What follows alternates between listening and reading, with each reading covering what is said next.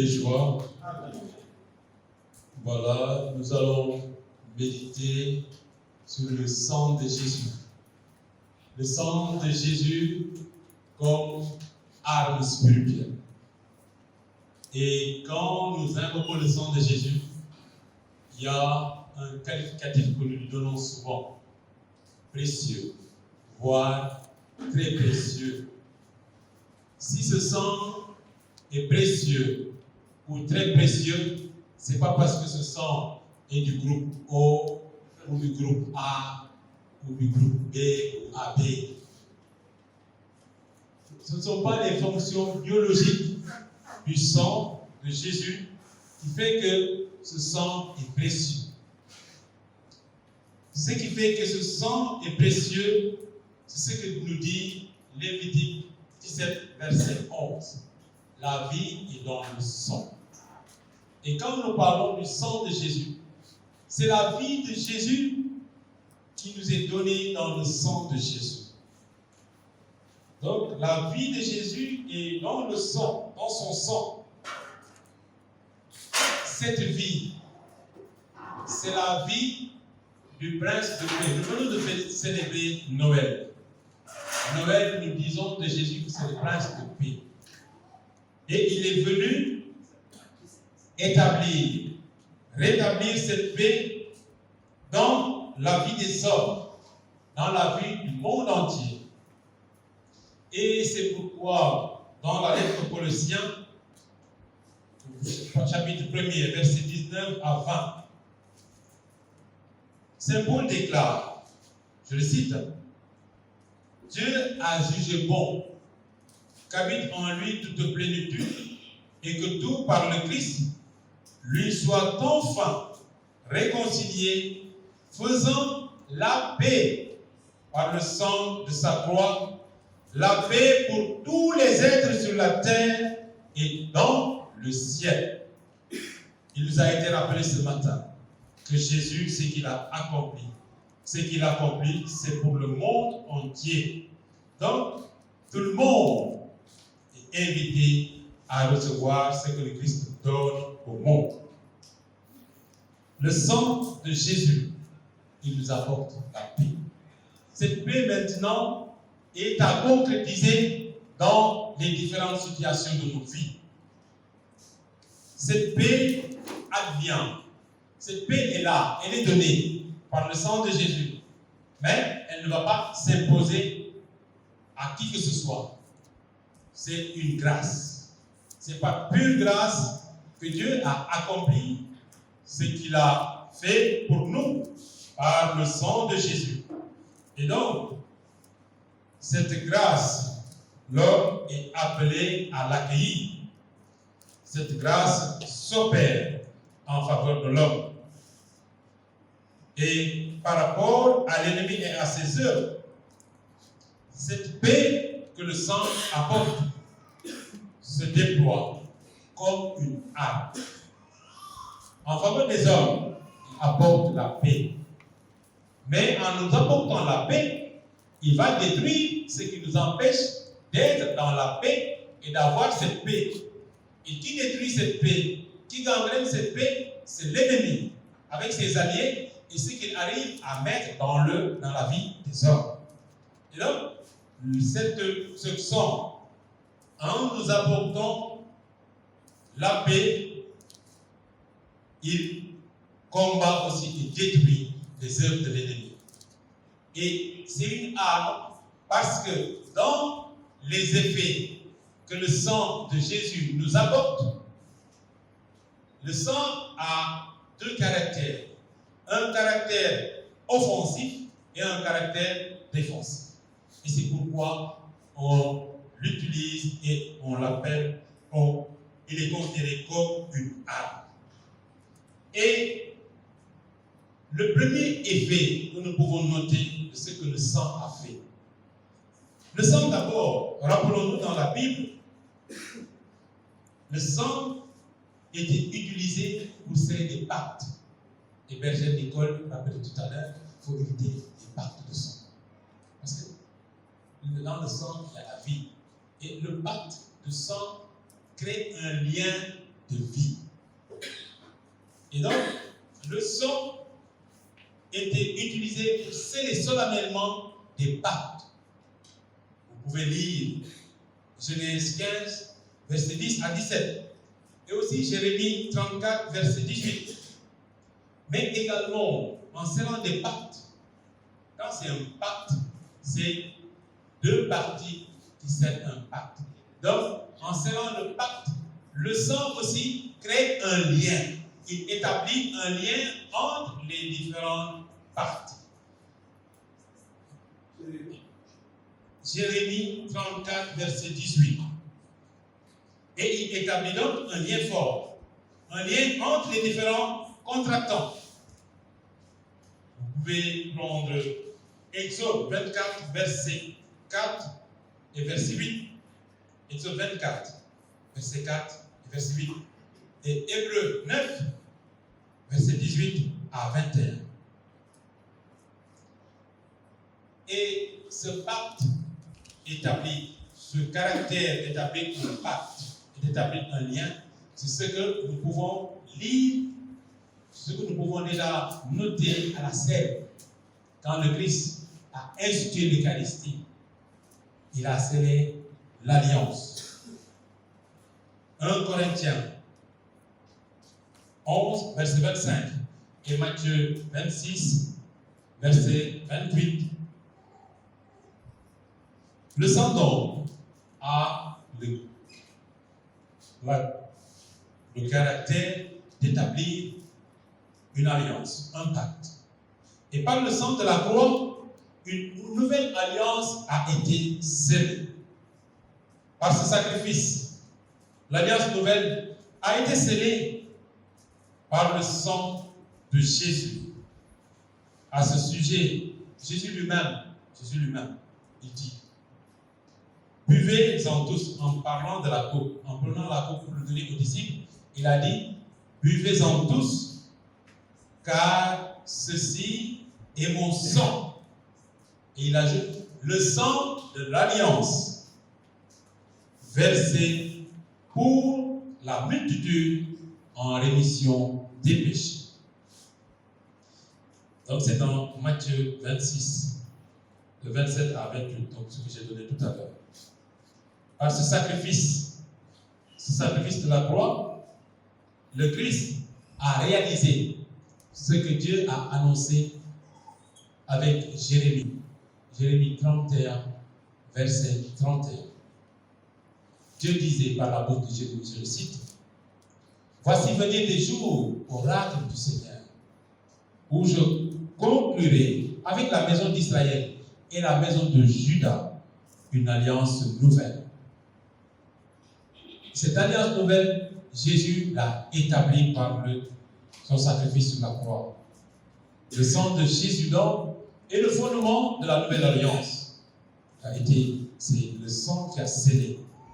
Donc cette nouvelle alliance, promise jadis par Jérémie, est établie par Jésus. Et un autre caractère de cette alliance nouvelle par le sang de Jésus, la lettre aux Hébreux, l'auteur de la lettre aux Hébreux dit, en parlant d'alliance nouvelle, Dieu a rendu ancienne la première. Or, ce qui devient ancien et qui vieillit est près de disparaître.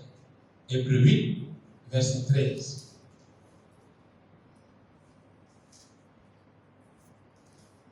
La nouvelle donc rend caduque la première.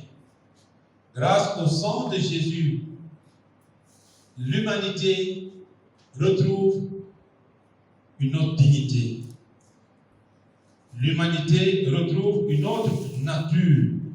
C'est avec ce sang que s'accomplit la parole de Dieu qui déclare, je cite, c'est dans l'Apocalypse 21, verset 5, « Voici que je fais toutes choses nouvelles. » Avec le sang de Jésus comme moyen pour sceller l'alliance qui est déjà scellée d'ailleurs. Donc quand nous invoquons cette puissance, nous renouvelons dans cette alliance. Et ainsi, par cette vertu de renouveler, le sang de Jésus est source de pardon. Le sang de Jésus également renouvelle l'alliance et détruit tout ce qui dans notre vie donne accès à l'ennemi. Tout ce qui dans notre vie donne accès à l'ennemi. Le sang de la nouvelle alliance détruit cela. Et il détruit également en fermant les portes qui donnent accès à l'ennemi. Et comme nouvelle alliance qui détruit l'ancienne alliance, c'est cette puissance qui a été évoquée ce matin par la bergère Nicole quand il parlait du démon de l'air. Le démon de l'air, qu'est-ce qui le pousse à maintenir cette pandémie dans la vie des hommes? C'est l'alliance qui le lie au démon, son démon supérieur, son chef. C'est ça. Et c'est ça qui motive son acte, son déploiement, je veux dire. Mais le sang de Jésus nous donne la grâce. Quand on parle d'alliance, il faut comprendre cette notion d'engagement. Donc, deux parties qui s'engagent. Dieu lui-même, il s'est engagé totalement pour nous sauver, pour rétablir la paix dans notre vie. Et le sang de Jésus nous donne donc la grâce, non seulement d'être à côté de Dieu, mais d'être en Dieu par le Christ. D'être avec Dieu, mais également, nous le verrons tout à l'heure, il sanctifie. Donc, il nous met à part pour Dieu. C'est ce que le sang fait. Et l'alliance avec Dieu anéantit les autres alliances et les déploiements qui en découlent. Et donc, vous pouvez facilement comprendre ce qui a été dit ce matin. Ce sang détruit tout ce que les autres alliances peuvent entraîner dans notre vie et détruire aussi ces alliances, ces pactes qui parfois nous sont des choses dont nous avons hérité de nos ancêtres. Mais seulement ce sang aussi, comme nous l'avons abordé, est un sang qui sauve. Ce sang aussi, donc deuxième point, a une valeur salvifique. Le sang de Jésus a une valeur salvifique. C'est un sang qui rétablit, qui scelle la nouvelle alliance, le premier point, mais également, ça a une valeur salvifique. Le sang de Jésus tient sa valeur salvifique de deux choses. Nous avons dit tout à l'heure que le sang, la vie est dans le sang. La vie de Jésus est dans son sang. Donc, première chose, ce qui donne à ce sang cette valeur salvifique, c'est la vie de Jésus.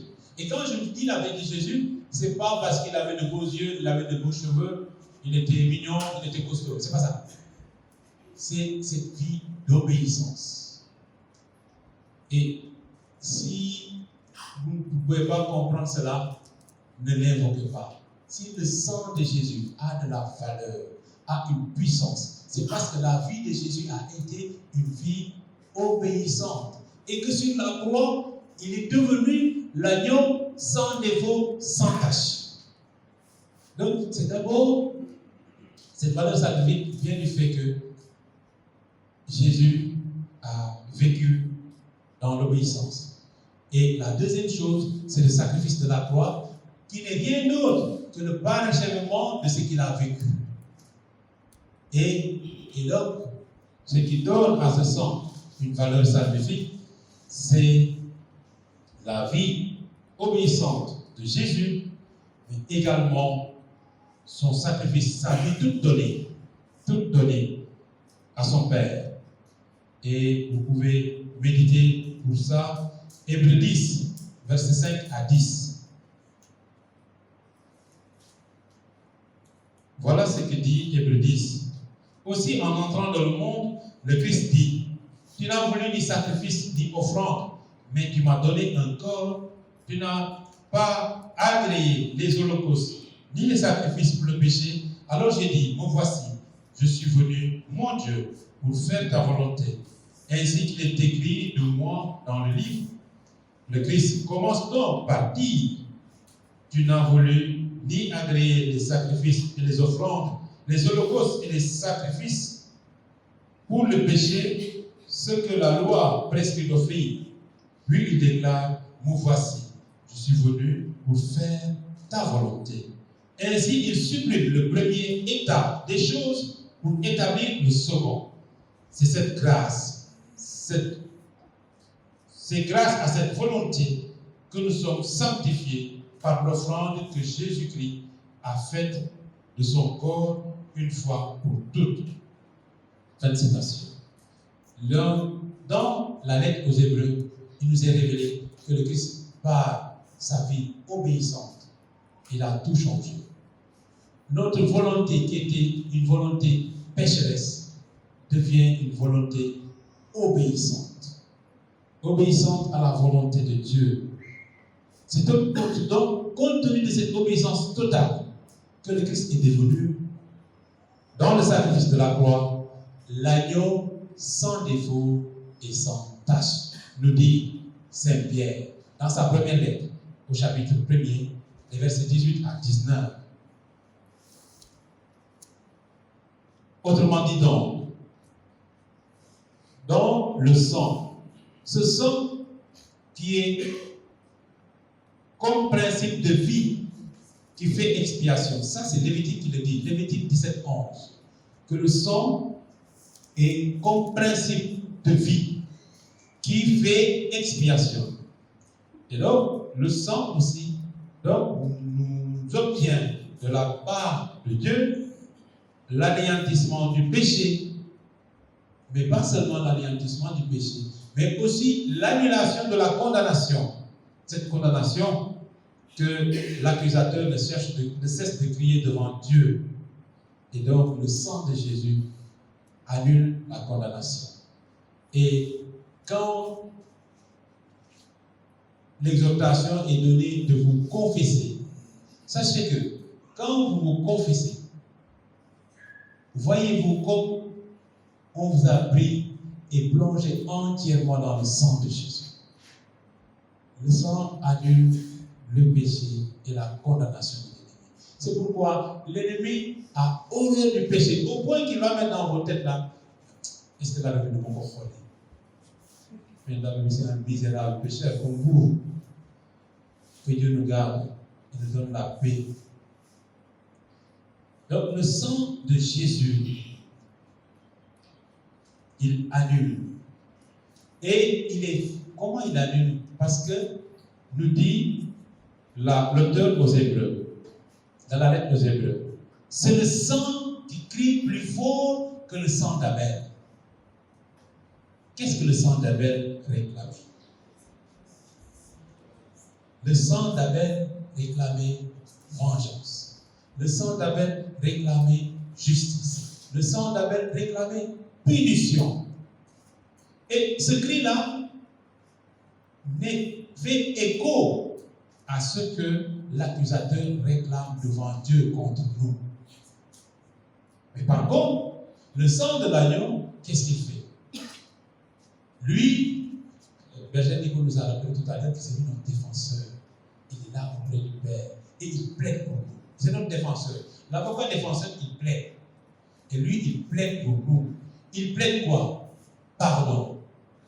Et donc, pardon, réconciliation avec le Père, mais également cette vie dans la grâce. Donc, il réclame pour nous, il plaide pour nous trois choses. Pardon, réconciliation et grâce.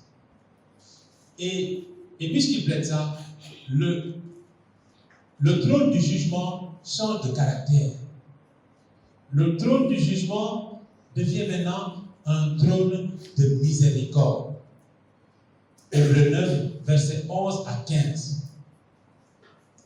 Le trône du jugement devient trône de miséricorde. Hébreux 9, versets 11 à 15. Le trône du jugement devient aussi trône de grâce. Hébreux 4, 14 à 16. Et le sang nous obtient l'expiation et la propitiation. Apocalypse 12, versets 10 à 11.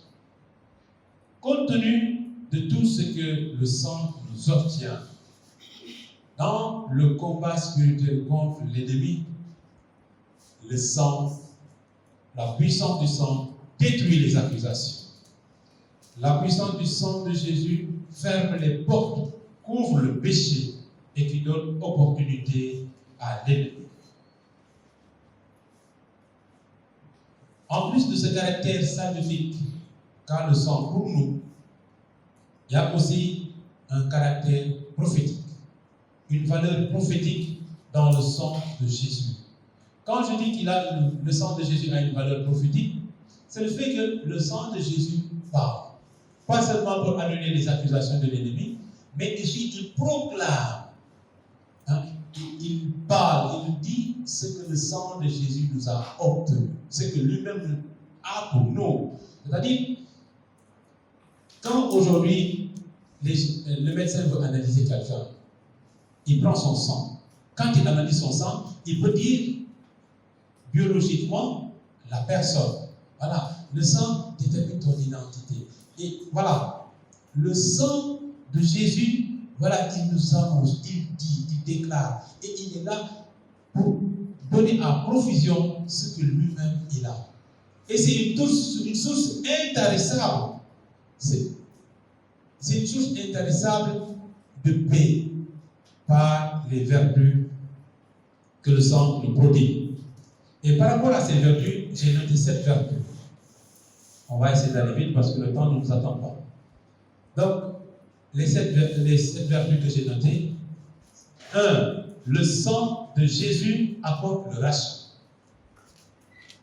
Le sang de Jésus apporte le rachat. Donc, il nous rachète. Hébreux 2, verset 14 à 15. Et la première lettre de Pierre, chapitre 2, verset 24. Hébreux 2, 14 à 15. Et première lettre de Pierre, chapitre 2, verset 24. Le sacrifice de la croix du Christ réalise la prophétie d'Isaïe en Isaïe 58. 53 plutôt, 53, excusez-moi.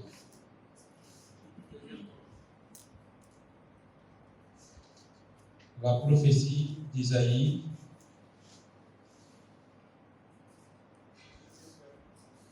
Isaïe 53, versets 4 à 6. Voilà ce que dit la prophétie.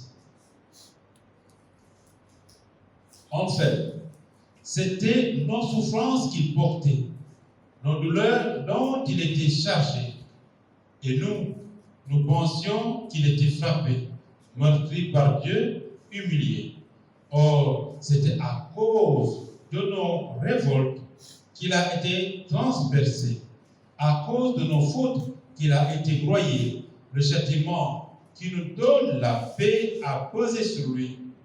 Par ses blessures, nous sommes guéris. Nous étions tous errants, comme des brebis. Chacun suivait son propre chemin. Mais le Seigneur a fait retomber sur lui nos fautes à nous tous. Isaïe 53, verset 4 à 6. Également, par rapport à ça, nous pouvons lire Colossiens 1, 13, 14. Colossiens 1, verset 13 à 14 et verset 19 à 20. Et puisque le sang de Jésus nous rachète, nous arrache, il nous arrache de l'emprise de l'ennemi et il fait quoi? Il nous transfère, il nous positionne dans le royaume du Fils de Dieu. Et puisqu'il arrache, tout ce qui nous retenait de l'autre côté, il le brise. Donc il brise les chaînes de l'ennemi, il brise les liens héréditaires, il brise l'emprisonnement maléfique et il annule toutes les déclarations des auteurs contre. Deuxième vertu, le sang de Jésus purifie. Hébreux 9, je l'ai cité tout à l'heure, Hébreux 9, 13 à 15. Le sang de Jésus nous purifie. Nous purifie de quoi? Des cieux péchés. Le Christ a pris sur lui, comme le rappelle Isaïe, a pris sur lui nos péchés pour les porter à la croix. Et il a pris sur lui nos péchés pour les porter à la croix. 1 Pierre 2, 24. Et par ce fait même, il anéantit toute emprise de l'ennemi sur nous. La faute salissait notre nature première, notre nature d'enfant de Dieu. Le péché salit. Et quand le Christ l'enlève, il nous en purifie. Et c'est ce qu'il fait. Et en le faisant, il anéantit l'emprise de l'ennemi sur nous. Parce que par le péché, nous ouvrons des portes à l'ennemi. Et je disais tout à l'heure, tantôt au repas, le mal, il n'est pas fort. Moi, je n'aime pas dire qu'il est fort. Il faut lui dire, il faut dire le juste mot. Il n'est pas fort comme puissant. Il n'est pas puissant. Il est rusé. S'il vous plaît, mettez ça dans votre tête et enseignez ça aux gens. Il est rusé. Il est rusé parce qu'il passe par nos sens pour erroner notre intelligence et entraîner notre volonté à pécher. Suscitant la peur, il va ancrer le péché dans nos vies et avoir accès à nos vies. Il est rusé, il n'est pas puissant. Si toi tu crois fermement et que toi-même, simple humain, tu dis au nom de Jésus, il obéit. Quelle puissance il a alors? Et ça, le sang de Jésus nous purifie, je disais, du péché. Mais le sang également, après nous avoir purifiés, nous justifie. Nous avons dit qu'il arrache pour nous positionner dans le royaume du Fils de Dieu. 2 Corinthiens 5, 21. Et puisqu'il nous arrache donc, tout ce que le mal réclamait sur nous, il l'annule, il l'anéantit. Autre chose, le sang de Jésus nous sanctifie. Quand nous parlons de sanctification, il y aura un enseignement sur ça. Mais je veux juste préciser que dans la Bible, quand nous parlons de sanctification, c'est le fait d'être mis à part pour Dieu. Mis à part pour Dieu. C'est ça, sanctification. Sanctifier, c'est le fait d'être mis à part. Donc, c'est mettre à part pour Dieu. En cela, Lévitique 19, 1 à 2 nous édifie. Lévitique 19, 1 à 2. Et également, la lettre aux Hébreux, chapitre 10, verset 10, nous rappelle bien que nous sommes sanctifiés par le sang de Jésus.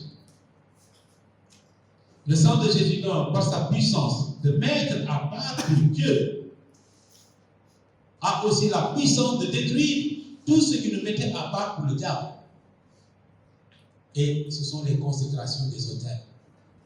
Ça nous mettait à part pour. Ça mettait certains à part pour Satan. Ces consécrations maintenant. Puisque le sang de Jésus nous met à part pour Dieu, il brise maintenant toutes les consécrations sataniques, démoniaques qui gangrènent la vie des enfants de Dieu. Ou tout simplement la vie des hommes. Le sang de Jésus nous guérit. Cinquième vertu. Le sang de Jésus nous guérit. Nous l'avons lu tout à l'heure avec Isaïe 53, 3 à 6 et 1 Pierre 2, 24. Le sang de Jésus donc a la puissance de libérer et de guérir, mais également de guérir les blessures intérieures. Et beaucoup aujourd'hui parlent d'attaque. Le mal m'attaque. J'ai pris pour moi. Ou le Père l'avait pris pour moi. Alors que le problème n'est même pas le démon. Le problème, il est là. Les blessures intérieures contraires qui n'a pas de maïkat. Il y a un cas qui est maïkat. Mais d'abord, toi, tu es qui? Si tu ne sais même pas qui tu es, non, il y a un cas. Tu es enfant de Dieu. Il y a beaucoup d'autres défenseurs que yo. Je dis, il faut nous toll. Dans la vie, il y a beaucoup de défendre quelqu'un. Toi, tu te dis enfant de Dieu. Donc, donc, évitons cela. Donc, il guérit les blessures intérieures. 6e vertu, le sang de Jésus brise les malédictions. Le sang de Jésus brise les malédictions. Prenons seulement la passion de Jésus. Qu'est-ce qu'on nous dit à la passion de Jésus? Le Christ a porté quoi? Une couronne d'épines. Et quand nous visitons le livre de la Genèse, chapitre 3, versets 17 à 18, l'épine est quoi? Signe de malédiction. Et donc, vous pouvez déjà voir cette parole qui dit qu'il a porté sur lui nos péchés, nos malédictions. Déjà, la couronne d'épines matérialise cela. Mais cette malédiction n'a pas pu avoir effet sur lui. Et son sang qui a coulé de la tête a été le signe de l'accomplissement de ce que les Juifs ont vécu en Égypte. Quand Dieu sauvait son peuple, il a dit, marquez du sang de l'agneau les linteaux.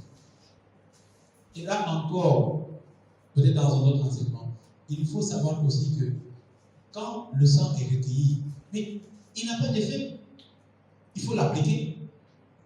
Quand on ne l'applique pas, il ne porte pas de fruit. Voilà. Donc, ils ont appliqué. Donc, et cette grâce de Christ nous l'a obtenue. Son sang qui a coulé de sa tête, l'entrée d'une maison, le seuil, c'est au niveau du linteau. Mais également, ce sang qui a coulé de sa tête a débarrassé l'humanité par son corps, parce que ça a coulé, ça a traversé, ça a descendu.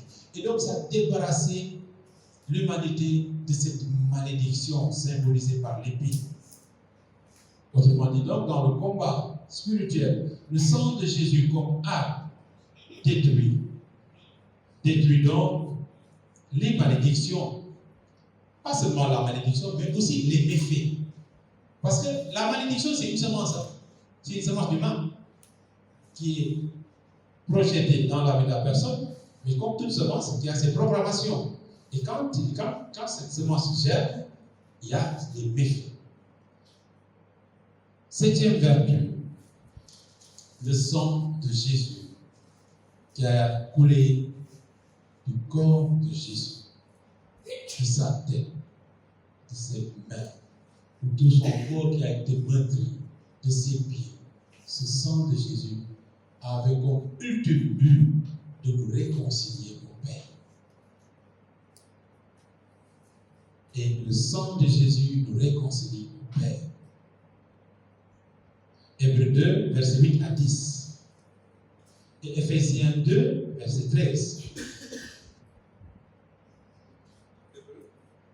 Donc, le rachat, tout ce que le sang opère, c'est en vue de la réconciliation avec Dieu. Et je vous disais tout à l'heure, le sacrement de la réconciliation, voilà ce qu'il opère.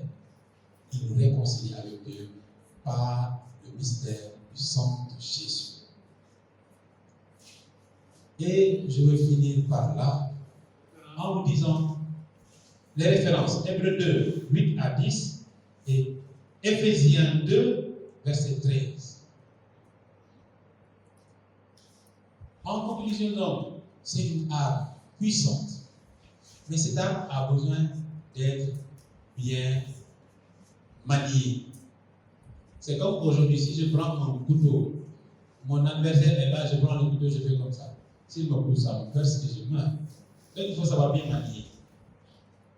Et aussi, quand on parle de combat spirituel, d'armes spirituelles, nous nous référons aux forces de Dieu. Et qu'est-ce que nous disons? Dieu est amour. Mon autre peut parler pour que Dieu donne yalla, puis pour faire non, pour sortir. Il y a d'autres. Et puis pour une guerre, il faut te mettre dans l'ambiance de Dieu. Dieu est amour. Bah, l'autre d'abord, il va falloir sa xol ak sa xel. Nga nekk ci nakar bu métti, nga mer boole ci, toi tu es attaquant et vulnérable par Satan et tu veux combattre Satan. C'est comme un lutteur qui a déjà ses deux pieds dans les bras de son adversaire. De l'égoler couple. Faites très attention. Et en dehors de ça, il y a une notion très importante. Ce sont des armes spirituelles. Donc, l'usage de ces armes aussi exige que nous soyons dans un élan de foi. De foi. Et ne cherchons pas les choses spectaculaires. Oui, la puissance. Oui, d'accord, la puissance. Mais la puissance de Dieu s'est révélée à nous comment? Par un petit enfant, dans la tendresse, dans l'humilité, dans l'amour. Que Dieu vous bénisse.